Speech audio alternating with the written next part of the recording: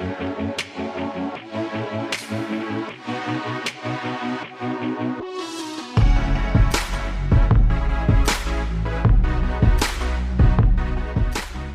are live. Welcome to the RG DFS Tournament Takes podcast presented by Yahoo. I'm your host, Chris Kirkwood, screen name Kirk Dees. I am here with my co-host, owner of Occupy Fantasy, Brian Jester. This is the guy that we brought you on this season who crushes NFL, won $1 million on the Super Bowl Millie Maker, which I like to say was the worst lineup I've ever seen. Was second in the NFL FanDuel Live final, crushed preseason again. We both had a rough week last week for NFL, but how's it going, Brian? Yeah, what's up, dude? I'm ready to get back on the horse this week. You and I both talked about before the show how down last week was, but I feel like as long as we can know what the field is going to do every single week, and I think you and I both have a really good idea of that, then we're in for a successful season. Yeah, so we'll just say I smashed week one, so I felt really good and I felt really confident. And then I thought I would made the sharpest lineup. I spent a lot of time last week, and there were two key decisions, and this is for my main one.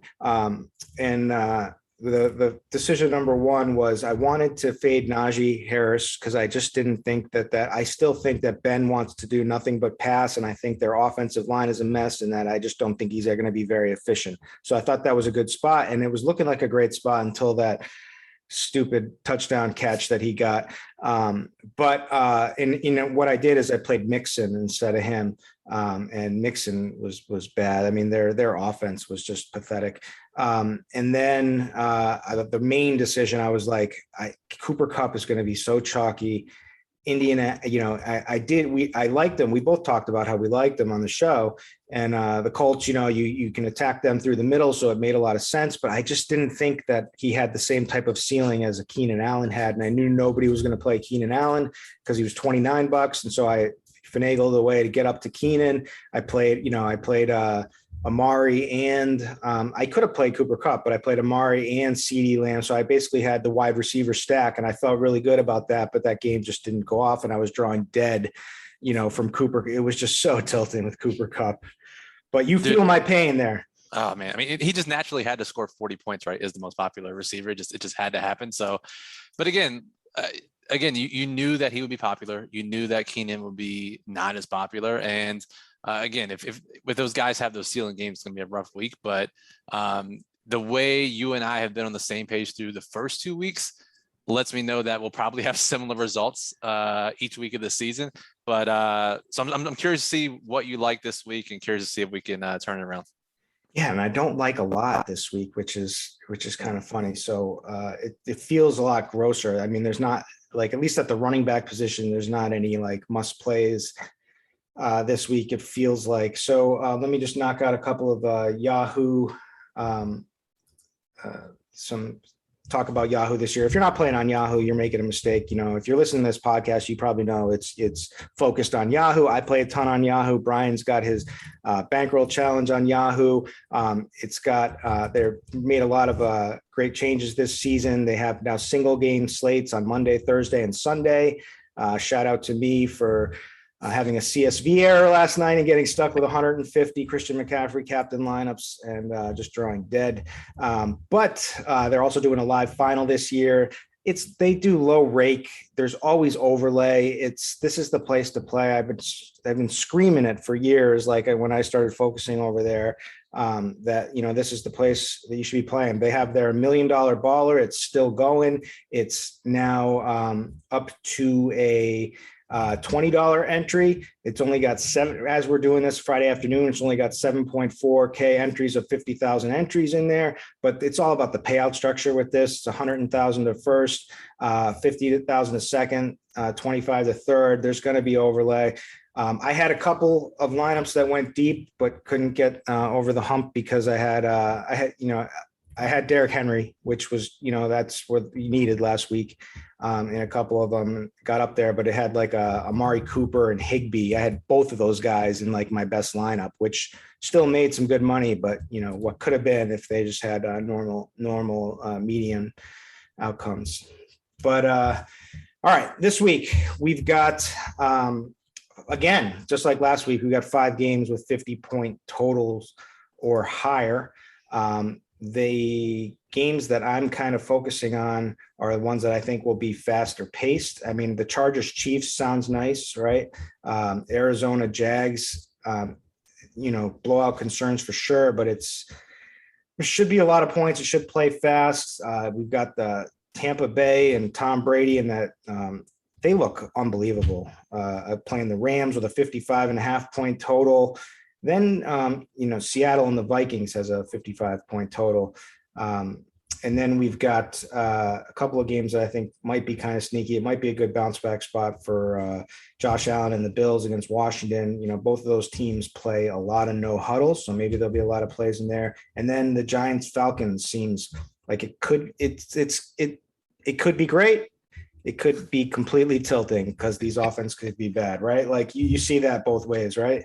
Yeah, I mean, it wouldn't shock anyone if they scored 60 or 24, right? Like the very, very wide range of outcomes for those two offenses. But yeah, I think the high total games that you mentioned are the ones that I'm most interested in, especially Tampa Bay and the Rams.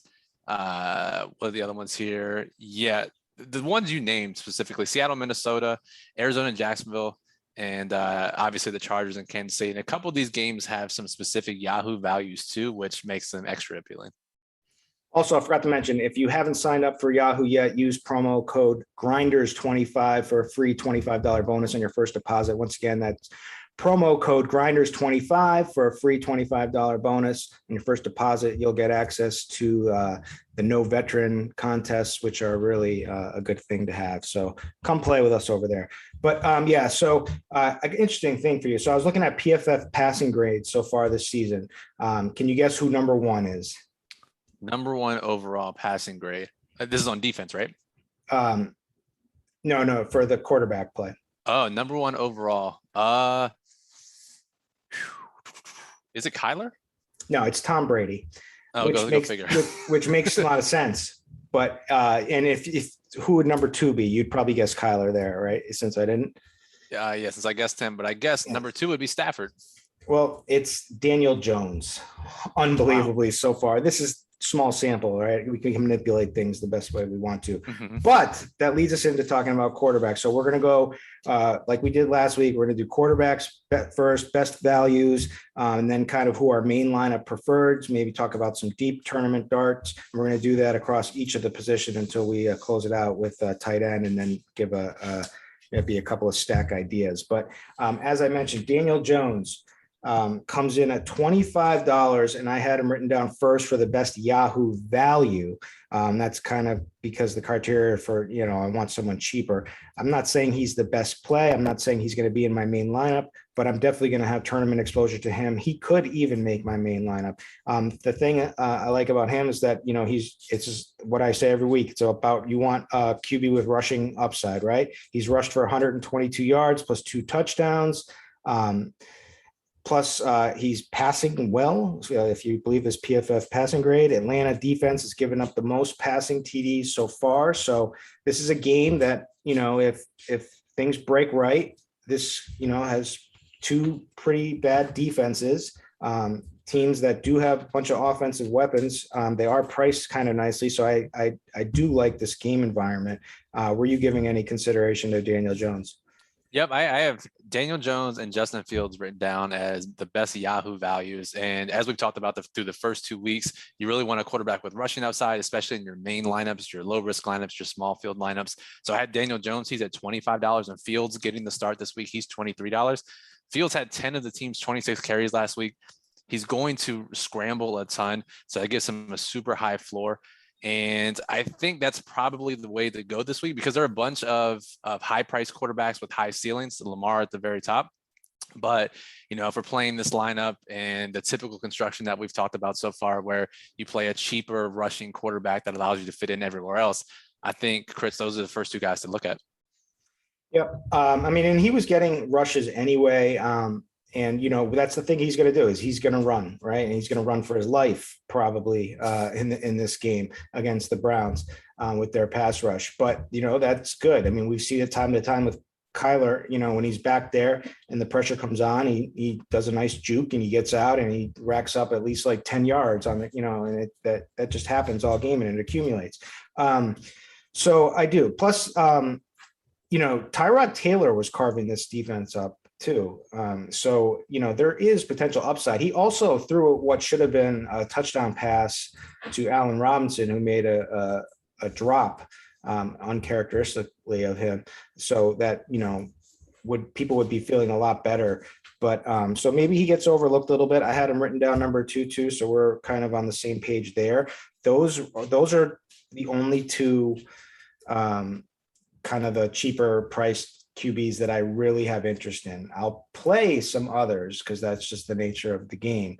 But again, we were talking about kind of some of the low end guys last week. Like this week, it's Jacoby Brissett for the dirt cheap at 20. Yep. Now with the new gig here playing the Raiders. So I guess I just don't see much upside there. But Baker Mayfield maybe, but against Chicago, I don't see. Maybe they're an overrated defense, but they're a pretty good defense. So I just don't know how much upside, especially when they should just give the ball to Nick Chubb and let him do his thing. So I can't really find any. Maybe Matt Ryan, right? I don't want to play this guy. There's no rushing upside, but maybe in some tournament stacks, I'm sure I'll get some of him. Right. I mean, those are the guys tournaments exclusively, right? Because in order for them to hit value, even for your smaller contests, right, they have to throw multiple touchdowns. Whereas guys like Fields and Daniel Jones, we know they could throw 0 or 1 touchdown and we can still be okay with our lineups just because of what they bring with their legs. So it's kind of tricky to play, guys like Mayfield and Ryan and Brissett down there at the bottom when if you're going to play a pure passing quarterback, you might as well go with the higher total, the top quarterbacks with 55-point game totals and huge ceilings. Yep. And that leads us to kind of our these guys are these are the guys that I have the most interest in. I wouldn't call them the best values, but these are the guys that are going to be in my pool for sure. These are the guys that it's going to be Kyler Murray at $39. I don't care if he's super expensive. It's like, we know the upside we can get. He's a cheat code. He ranks second in passing yards plus TD passes with 689 passing yards so far. He's rushed for 2 TDs. We know the rushing upside, we get there. So for sure, what's interesting, we were talking about just the blip on the injury report we were overreading earlier, and it just said that DeAndre Hopkins is going to be a game day decision. But like you made a good point that they've probably said this for the last 3 years now. Yeah, dude. And he's always questionable, right? Like he's always questionable, rarely practices, and he goes out and performs. So unless we see something that says otherwise, I'm not too concerned about D-Hop playing. But it does say he's missed all 3 days of practice this week, so that's never a great sign. His week 3 status appears to be a genuine doubt. So that would just make the stack much cheaper for sure, right? Like we would go to Rondo, who's leading the team in targets now after his monster week last week. But Christian Kirk would get a bump, and then we could talk about AJ Green, who did hit pay dirt last week. I mean, that would just make the stacks so cheap. And you could even use Chase Edmonds with the running back kind of passing work that he gets. So he's there. Josh Allen bounced back, right? Like this is the guy that everybody wanted for season long. This is the guy who's disappointed the first 2 weeks. But this should be a faster paced game. The total's not so high, but both of these teams do a lot of no huddle, which is something I'm always looking for. So, he has underperformed, but he did play a tough Pitt defense, right? And then last week was a complete blowout against Miami, who had absolutely no chance of even scoring on this team. So we haven't seen the right game environment yet for him either. It's coming. They pass a ton. You get the rushing upside with him. I don't have anything really bad to say at all. We know the weapons with Diggs. Emmanuel Sanders, I guess, is kind of that Gabriel Davis role John Brown this role this season. He's kind of more of an outlier, a sneakier tournament play, but Josh Allen at Diggs, or even naked Josh Allen, is just fine with me, but he's there. And then we got Mahomes. It's like, duh, it took me this long to mention Patrick Mahomes, right? Yeah, I mean, Yeah, those three guys I think stand out. The one thing I'm concerned about with Allen is, his scouting report and coming out of college in his first year or two in the league was his inaccuracy, right? And if you look at his accuracy on deep balls this year, obviously it's a very small sample, but he's one of the worst in the league at throwing 15 or more yards down the field. And again, it's only 2 weeks, but if that reverts back to how he looked pre 2020, then his fantasy outlook is definitely a lot lower than what you said people were drafting him as the number 2 overall quarterback in season-long league. So I'm a little concerned there, but guys like Kyler, guys like Mahomes, and then Brady and Stafford in that high total game are appealing to me too. I mean, I touted Josh Allen every single week last week. He's always been my favorite. I think he's fine. I think it's just the offense just hasn't clicked yet, and it hasn't been the right type of game. So I'll stay on board with them. And then the main lineup preferred, I'm sure we both have, is the same guy, Lamar Jackson, $35, right? He's currently third leading rusher in the league, behind Derrick Henry and I think Joe Mixon for yardage. He ran for 107 yards plus got 2 touchdowns, passed for 239 plus a touchdown. Lions down their top corner, plus his replacement. Lions is a defense where we want to pick on anyway. Detroit, just for this small sample so far, they are 32nd DVOA overall, so dead last, and 31st versus the pass, 32nd versus the run. So this is actually Lamar has a history of usually doing well in games where they win, right? Like that's where he just runs. Although, so it should be a good game script for him as well as a nice favorite here. So he's the clear main lineup guy, right? And I don't think I can be budged off of him. So yeah, that's what I was going to ask you. So for me, the decision is whether you play Lamar or you drop down to guys like Daniel Jones and Justin Fields. So for you, it's not even a question, right? You're in your main lineup, you're playing Lamar, you're not even considering the other two values. I just don't. I mean, I think Daniel Jones would be the one guy I could consider, but it's like you're playing with fire, right? Like, yeah. We're putting gasoline on the fire with Lamar. With Daniel Jones, we're playing with fire. It's like it's I don't know. It depends. I'll have to see lineup builds, but I just don't see myself getting off Lamar, at least as of right now. Okay. Any other guys you have your eye on for deep? I think maybe Trevor Lawrence. If that game does shoot out as we expect, and Arizona plays at the faster pace, then Trevor Lawrence, I think it's a little interesting because he's throwing deep balls at a rate higher than anyone else in the entire league. And he's got some cheap stacking options with Marvin Jones and DJ Chark and LaVisca. So I think if you're playing a bunch of lineups and you're playing game stacks, Trevor Lawrence definitely makes a ton of sense to me. But if it's not him, then it's definitely those other top tier guys that we mentioned. Yeah. I guess the one other guy that I should mention here, I mean, it's the highest total of the week, Justin Herbert. Disappointed last week, but certainly he does have a good record against the Chiefs. Not that really matters, but I mean, this game just has shootout potential, so I think he would be the other guy. And then for like a deep guy, I can't really. I mean, you gotta play some Russ. Talk to me about Kirk Cousins at all. I'm on board, dude. I'm on board. Yeah. I'm on board this week. Again, the high total game. And what could be interesting is, as we'll talk about in the running back section, Dalvin Cook hasn't practiced all week. And the fact that he was dealing with the high ankle sprain, which is, a death sentence for running backs, sounds like he won't play. If that's the case, they could pass a little more. I imagine they could lean on Madison, but just given the coaching comments, I think they could lean a little more pass heavy this game. And if that's the case, Cousins to Jefferson, Cousins to Thielen, it obviously has huge tournament upside. Yep. Like it. All right. Let's move it on over to wide receivers, compare with our QBs. All right. We're same format, best Yahoo value. I circled number one, and I don't know how I feel about it, but I think I have to. I got Mike Williams at $18. He leads the Chargers with 22 targets. Keenan let me down last week, but we know he has a massive red zone role, Mike Williams, at least from the first. So I have to. Someone's texting me here. It's coming through. So no worries. I can handle what you did then because Mike but Williams, they talked about all. 18 bucks. Yeah, is the Mike role Williams, change. right? Yep. Yep. Can you hear So me? yeah, can you hear me now? Yeah. We're good.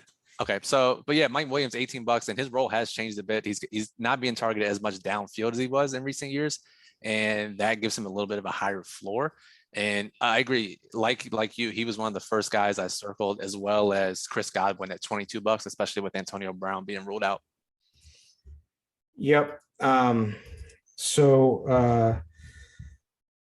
I mean the role change is what it really matters. He's got a high percentage of routes now of the high percentage routes that he's running, right? Instead of just that he was that one trick pony for the deep balls last season. The OC Lombardi, talked about how they were going to make him the X receiver like Michael Thomas, and it's what it looks like. So I think you have to play him. He's cheap. It's a great game environment. I love the big body for the red zone role. So he's there.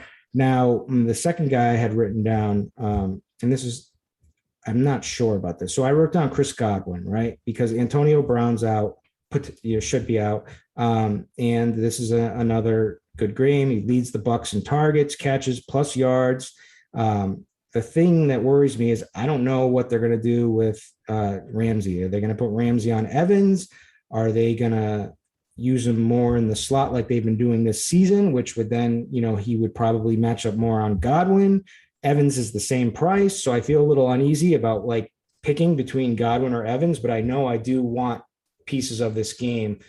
So it's more of an interesting decision if like for my main lineup. I mean, for max entry, I'm going to have pieces of both of these guys, but for like my main lineup, I might very well have Chris Godwin in there, but I'm curious to hear your thoughts with him.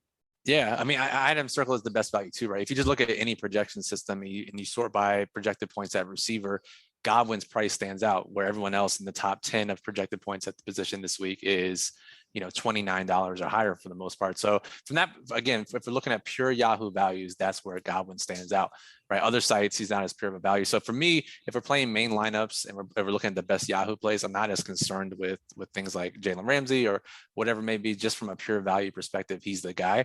So adding him and Mike Williams together, that's just a $40 pairing that opens up a ton for the rest of your lineup.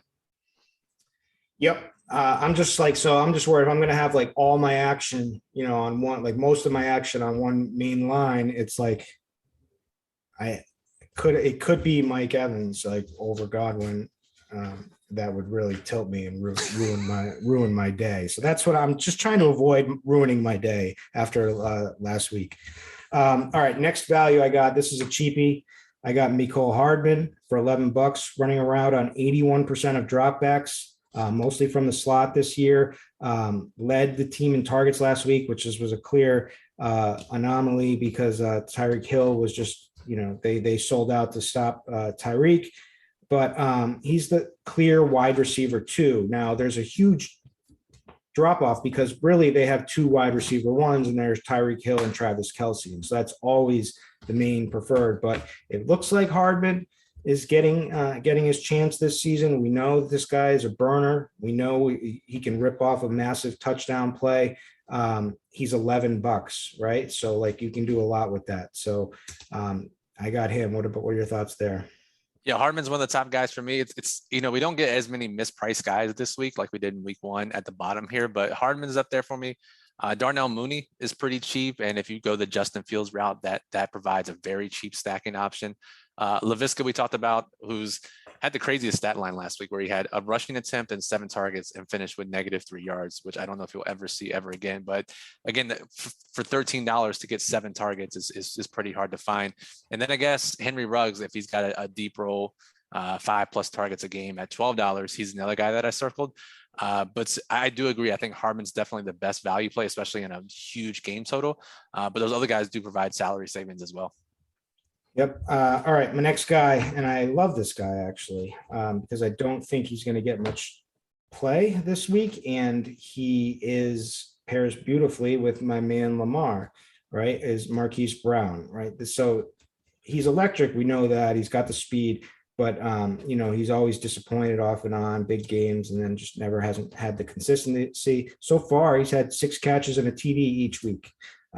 So now it's facing a Detroit secondary that is bad. First off, they lost their top cornerback, Jeff Okudah, and they lost a backup.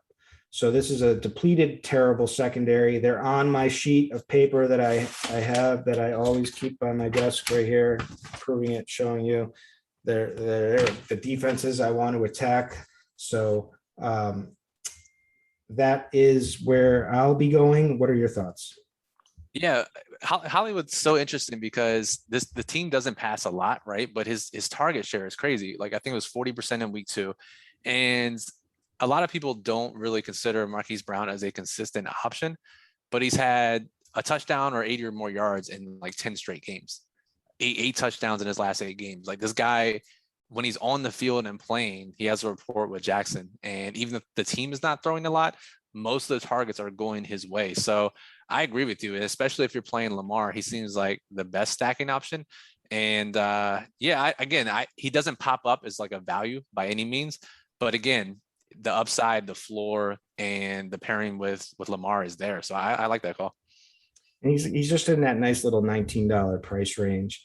All right, so now some of the higher priced guys, because usually you're going to have one of these guys or have a bunch of them in large field stuff. The guys I wrote down are Tyreek Hill, obviously, a bounce back spot, certainly in the cards here this week. DK Metcalf for 29.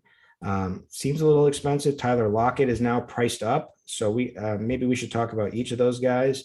But Metcalf is going to be supposedly getting the Patterson treatment, and he's 31 years old, so I don't really put too much weight into that. So that big game is coming. It's been Lockett so far, and it may be Lockett again, but I want to play Metcalf because I know that this guy's a beast. And then so those 3: Metcalf, Hill, Lockett. Cool. Yeah, I had definitely Lockett and Metcalf together. Tyreek is up there for me. I guess Cooper Kupp, if he's going to continue to get all these targets and have a rapport with Stafford, he's up there. All the receivers from that game, actually, Kupp, Woods, Van Jefferson, even if you need a cheap option. DeAndre Hopkins, obviously, if he plays. The other one that's really interesting to me that I don't think a lot of people will play, especially since Derrick Henry should be pretty popular, and because this guy hasn't done that much in the first 2 weeks, and that's AJ Brown. He even admitted last week he played a poor game, and his target volume is still there, and a big game is coming. So for me, AJ Brown's the guy, especially for tournaments, that I think if you're paying up, no one's really going to pay him, because also no one's really interested in stacking that game. No one's interested in playing Tannehill, so you don't get that extra ownership boost because of the game stack potential. So for me, AJ Brown is, I think, the best unpopular play in that price range. Well, and we've seen it back-to-back weeks now. We saw it with Tyler Lockett. We saw it with Cooper Kupp. You beat this team over the middle. They are susceptible to that. And, these guys ripped off massive plays and touchdowns. So AJ Brown would certainly be that guy. I would take him over Julio this week. So I like that call. Where else? Terry McLaurin, maybe. Against in our Josh Allen stacks. I got an interesting one, actually, except he's a little bit potentially banged up. I don't know how true it is. It's the hip, which bothered him all last year, but Kenny Golladay has had he did get 8 targets, but he was visibly giving it to Jason Garrett last week. And maybe the squeaky wheel gets the oil. I talked about how we like Daniel Jones. People are going to play Shepard for sure. Golladay will get some play, but he's just too cheap. And I think you got to, this is kind of a tough one, right? Because Saquon's we're going to have to talk about too, and they have Shepard, but Golladay, I just know what kind of upside this guy should have if he's healthy.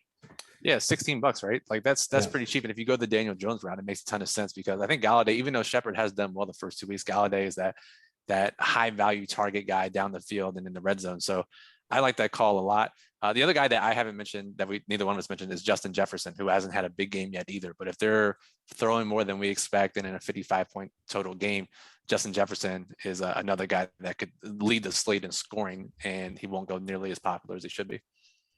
I think we mentioned Cortland Sutton last week. Yep. And he was, that's what we talked about too. Like everyone's talking about these other receivers, but Cortland is, the proven, the number one, the guy, and he got 12 targets, 159 yards, didn't get in the end zone, but just shows you that there's plenty of upside if he does get in the end zone. So I think, he's gotten a price hike, and so he'll probably won't get much love this week, but any of these guys that can go off for upside, I'm looking at. Anyone else for stand out to you? No, I think we pretty much hit it all, right? So Godwin and Mike Williams are the biggest values. I think Terry McLaurin's a little bit of a value too. Those cheaper guys we mentioned, and then all of the high priced receivers in those game stacks, the quarterbacks we like, I think are all in play. And those are probably, I would categorize as the best overall plays this week at receiver. Yep. And I just want to give one last warning that it's possible that Mike Evans could be the better play between Godwin and Evans. They're the same price. I just don't know. The projections like Godwin, if everyone keeps speaking Godwin, like we kind of started out today, Evans may go a little under the radar and may very well end up with the better matchup if he's not getting the Ramsey treatment. So we'll see. All right, running backs. Oh, this is where it gets kind of gross this week.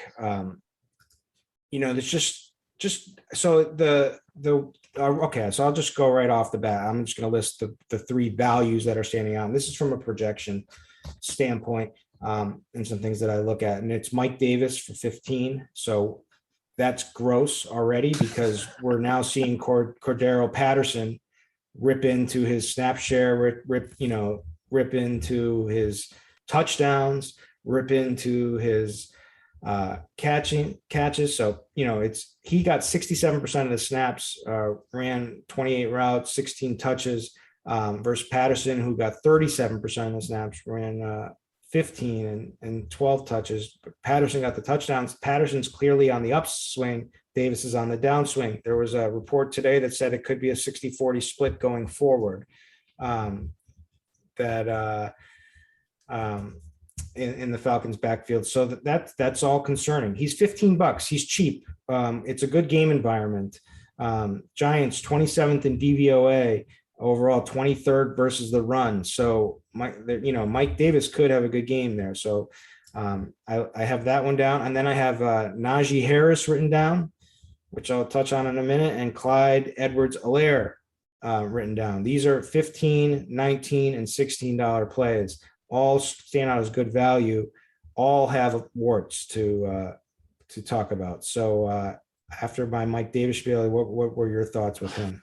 Yep, I had those guys and Antonio Gibson. So Najee Harris, Antonio Gibson, CEH, Mike Davis as my values according to projections. And they all have their warts. It's kind of tough. To me, what I'm hoping for is, so Dalvin Cook hasn't practiced all week.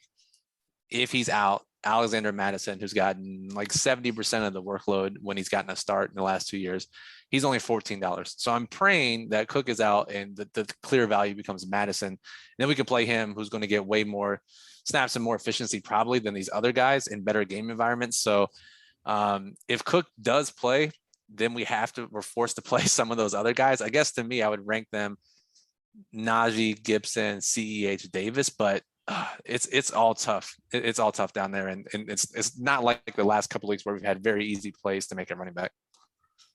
Yep. So let's talk about Najee's warts. So he did get a price decrease to 19. He had 10 rushes last week for 38 yards. Wasn't, the offense looked anemic, was bad. They had bad offensive line. He did have 5 catches for 43 yards and a touchdown where he ripped off to break my heart early in the slate. Cincy D has been okay. 7th overall in DVOA, 15th versus the run. And they faced some good runners. They faced Dalvin and David Montgomery and company. So I just like if Harris is going to be like so popular each and every week because of the the snap share and that it's clearly his backfield. I just think he's going to be so inefficient that I just keep wanting to fade this guy. Um, so I'll be looking to fade. I probably will end up playing him in my main lineup. I don't know yet, but unless I figure out something nice, Madison would be a nice boost, like you said. I would love to put him in over that. Although Madison has screwed me through the years when he's been in this spot, but it should be a Zimmer loves the run, and Madison is a good back, so it's a good backup back to step into a nice role. Clyde Edwards-Helaire, I've been saying this for years. They did this. I mean, all last season, I was just preaching because everyone wanted to play Helaire. I was just like, Chiefs are a passing offense. Like they get down into the red zone, and what do? They just keep passing, and they're efficient, and so they score. So it just screws him. Now, he hasn't even looked good. He's averaging 59.5 yards per game over his career so far. He's got only five career touchdowns. He's 3.3 yards per carry this season. He's one of the worst in the league so far this season for yards after contact. He's had an ankle issue in preseason, right? That maybe this is some of the cause for concern, but he just doesn't look very good out there, and they just don't really need him. So yes, he's cheap, but they're gonna keep saying they're just baiting you to play this guy, right?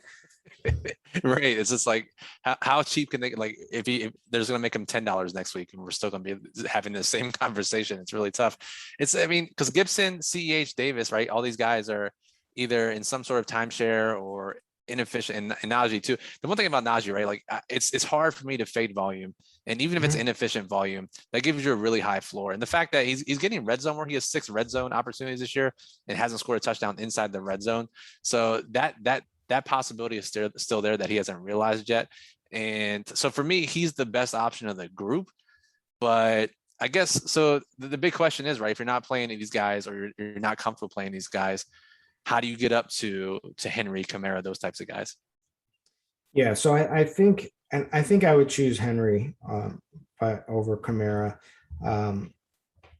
but you do it with Mecole Hardman, you do it with potentially playing Galladay, you do it with potentially the quarterback savings if you play Daniel Jones, but Henry would be my guy. So Indianapolis is 29th DVOA versus the run so far. Henry's actually getting catches this season, 9 catches through 2 games. He leads the league in rushing yards. Yeah, it's two weeks, and he had a monster game last week, so that happens. But this should be a great game script for him, and a game that they should be able to control. So he's just a beast, right? He just looks unstoppable out there. So I like him.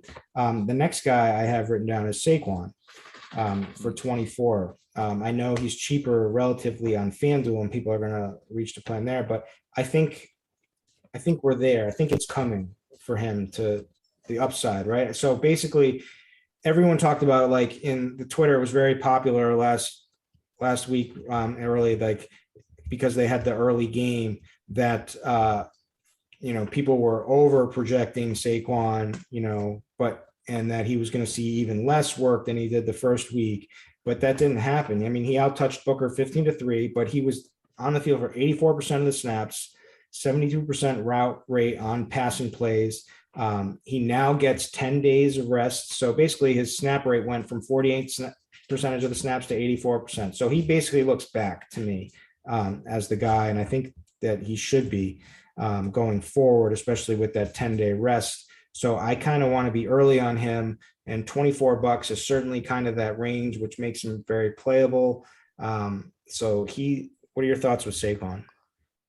Yeah, I think you hit it all perfectly, right? We weren't sure how his early season workload would go, and then he surprised everyone with that 85% snap rate on the Thursday night game. So, and I agree, this is the spot to get ahead of him, because if he plays that much again, I guess Yahoo's pricing does have some quirks, so it could go either way. But you would think that if he plays as many snaps as he did last week, that this will be the lowest we'll get Saquon for the rest of the year, especially on FanDuel. Like I think he's 6K over there. So yeah, I agree. You get a full workload running back. You've already targeted this game as a great game environment for fantasy purposes. So Saquon makes sense too at $24, especially when, I mean, these other guys were not thrilled to play. You could play you could just pay up a few more bucks if you could find it to get someone who's going to play 80-90% of the snaps in a great game environment. To me, that's, even though he hasn't performed just yet, to me, that's probably a little bit of a safer option than playing some of those other guys we've already talked about. And he's a freak talent. So there's just issues with his, there's issues with his offensive line and all of that stuff and the efficiency of the Giants offense. And, Danny Dime is turning the ball over, but, he is the PFF second overall graded passer. So we have to put our faith in this man this week. And I think the Giants will certainly do well in this match. It's really all about matchup, right? Against the Falcons. I mean, this defense, I would play head chopper if he was available in this pool this week against that defense. So I'm ready for Saquon. Talk to me about Kamara a little bit. Seems like you like him. Yeah, I think he hasn't performed as well as obviously everyone would expect, but to me, they've faced two of the absolute weirdest game scripts possible so far, where the Saints blew out the Packers in week 1. They got blown out by the Panthers and barely touched the ball in week 2. But his participation data, his metrics are fine, right? He's on the field a ton, running routes. The majority of the targets and rushing attempts in that backfield are going to Kamara. So if they can have just a normal game for once, Kamara is going to go back to being Kamara, and $31 is a little too cheap. And so I think, kind of like Barkley, I'd rather get ahead of it than behind. So I like Kamara this week. And then the other guys I like for tournaments are Austin Eckler in that game environment. He's $29. And then Joe Mixon and Chris Carson, 2 workhorses that should go overlooked as people either pay higher or lower. So those 3 guys, in addition to Kamara, I think are probably my favorite tournament plays.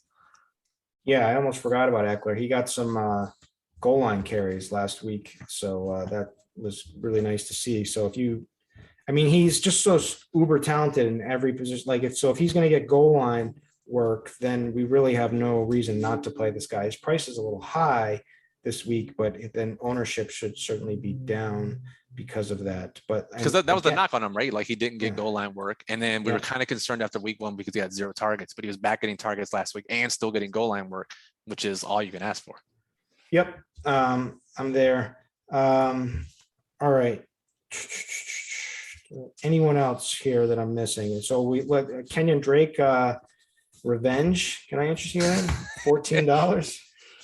If they just stop hammering the ball with Peyton Barber, I'd be much more interested. But again, $14, right? Like it's not, his role isn't that much different than CEH down there, right? So, and it's not that he's going to get work in the passing game. I think there are definitely worse options. Yeah, they got to stop using Peyton Barber. It's really aggravating. Chase Edmonds, $20 seems okay. I do like your call with Gibson. I didn't really tear into him much this week, but certainly I love the talent, and I like that game I mentioned, Washington and Buffalo. So I got to make sure I get some of him. Are we just striking the Rojo recommendation from the record last week? Oh yeah, we're not even talking about that. So we did say it was a GPP. It was. That's how you cop out of everything, right? If you just say it's GPP only, you're absolved of any blame if he doesn't do well. Touting 101, but so, and we also said if Arians is telling the truth, that he was, but I don't even know if he was telling the truth. He screwed up on that pass block so badly that he's done. He has no chance. So we have to play Leonard Fournette now. That was a great segue actually to Leonard Fournette, because Fournette can pass block. Fournette can catch passes, and he can run. He's maybe not the most efficient, but high scoring offense, missing one of their receivers, Antonio Brown this week, one of their key receivers. This could be a Lenny week, while everyone keeps talking about Brady setting pass records and Brady to Gronk 2 touchdowns in each of the first 2 games. But this could be the week where we want the running back, and the writing is on the wall with who the running back is now. I'll say that I'll give you 2 stats. So 9 passing touchdowns to 0 rushing touchdowns so far this year for Tampa Bay. That's not going to hold up. So when those rushing touchdowns do get some positive regression or just some regression, then Leonard Fournette's gonna be the guy because he has all 5 of the goal line opportunities for this Tampa Bay team. So $17 is pretty interesting and from a pivot away from that passing attack. I'm writing him down. I really like him, and I'm upset at myself for not having him written down coming into the show. But I really like him, and I might, I almost, I talk about I had a bad week because I thought I was sharp fading Najee for Mixon and fading Cooper to get up to Keenan Allen.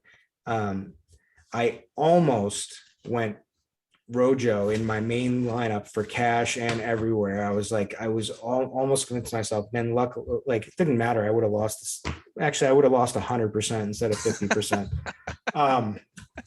But I'm glad I didn't do that. So that would have been really tilting. But this week I'm going back to Leonard Fournette. I'm taking someone in this backfield, and maybe it's stupid, and we're going to be saying by the end of the season that this is just a passing offense. This is a passing offense, just like the Chiefs are. But I think there's going to be weeks where their running backs get theirs, and I think Leonard Fournette is the guy. So unfortunately, rest in peace to Ronald Jones. All right, and watch Jones have watch a him good go off game this now. week, right? Yeah. And tight ends. This seems there's not a ton of plays that I like here. Written down for the best values coming in here, I had Mark Andrews at number 1.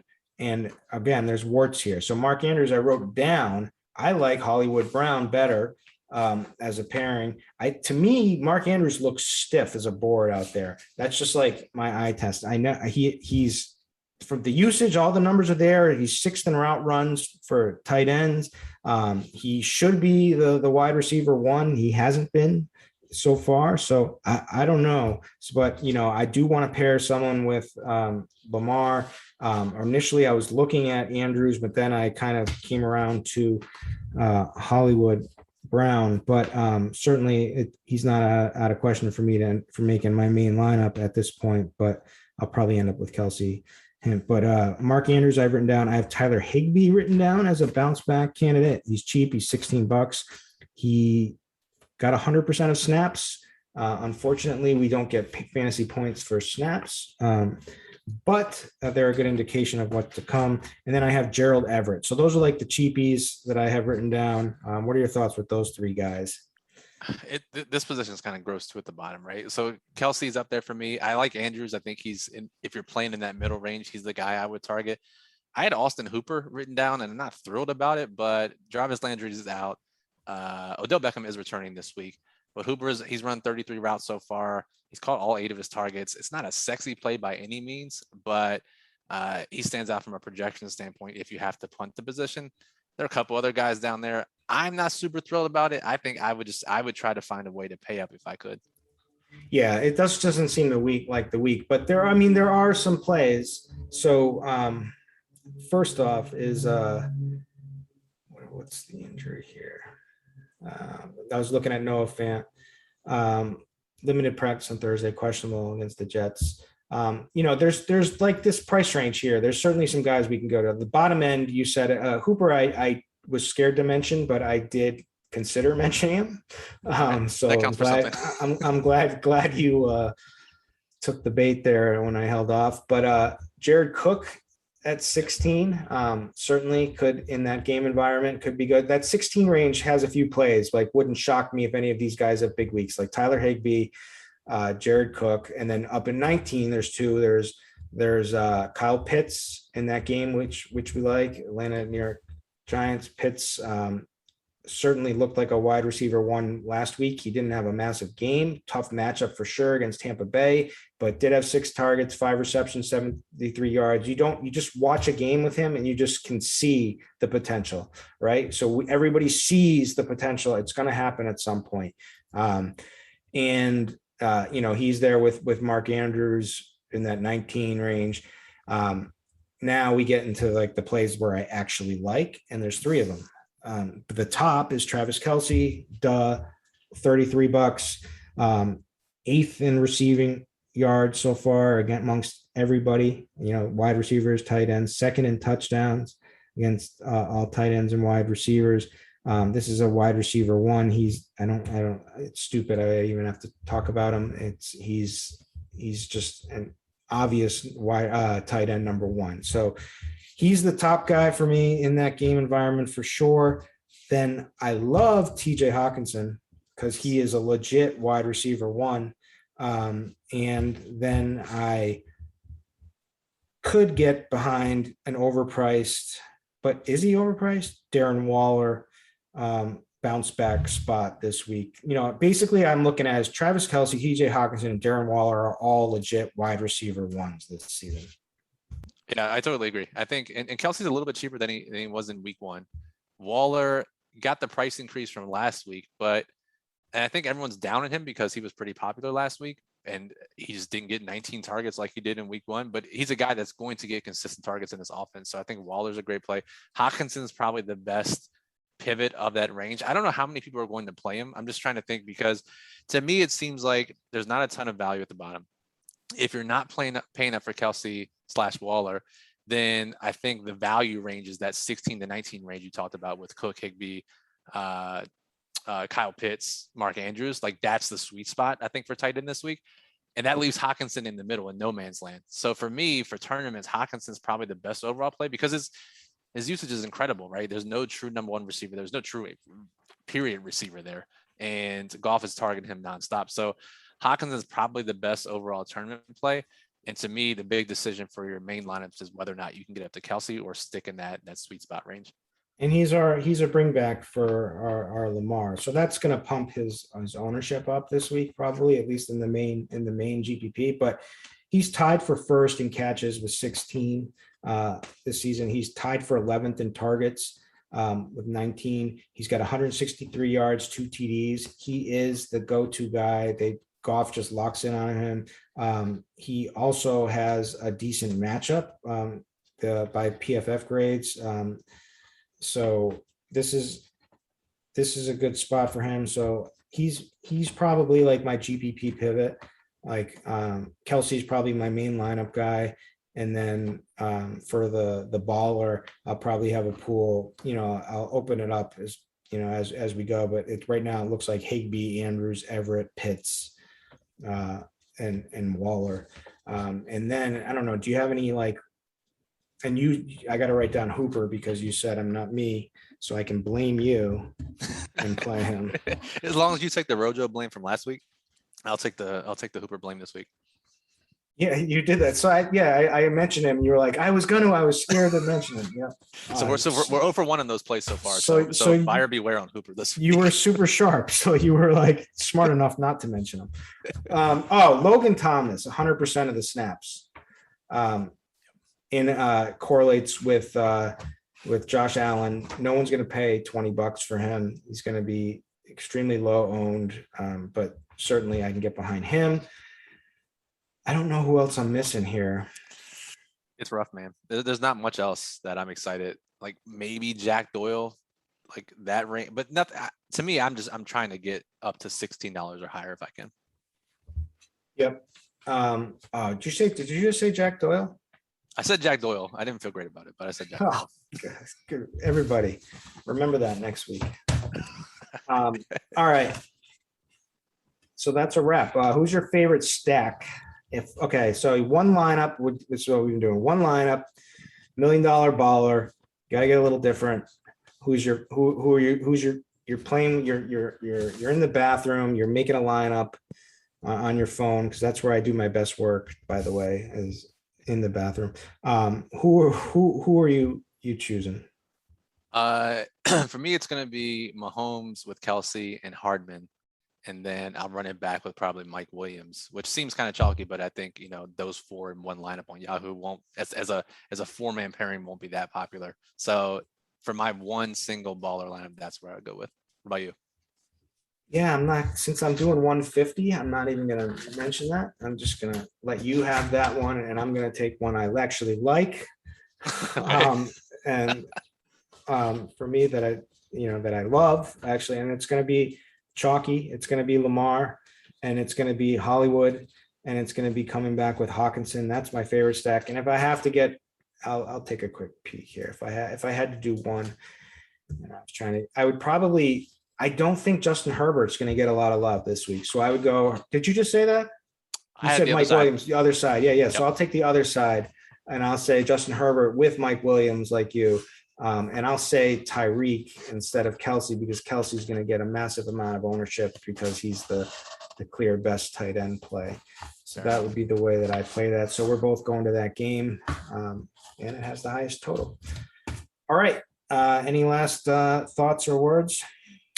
Let's bounce back this week. I think, again, just to reiterate what we said at the top, like we've had a good handle on what we expect to happen. And that always gives me the most confidence. And I think we have a pretty good grasp this week on where the sweet spot ranges are, which I think is the most important on Yahoo, right? If you can figure out where the misprices are and where the pricing leads you to build your lineups, that's going to put you in the most successful spot, and then just build high upside lineups around that. So, Chris, I'm confident that we can do that again this week, and I'm excited to recap next week with the winning week.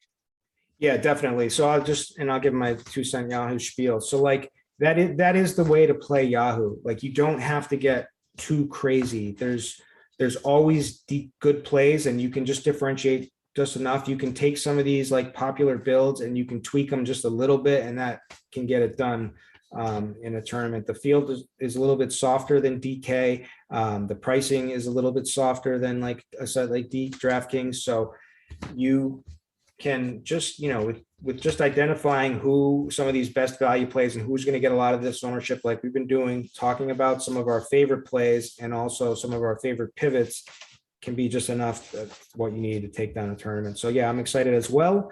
I'm looking forward to a big bounce back week this week and good luck. Let's get it. All right. This has been the RGDFS Tournament Takes podcast and we'll catch you next week.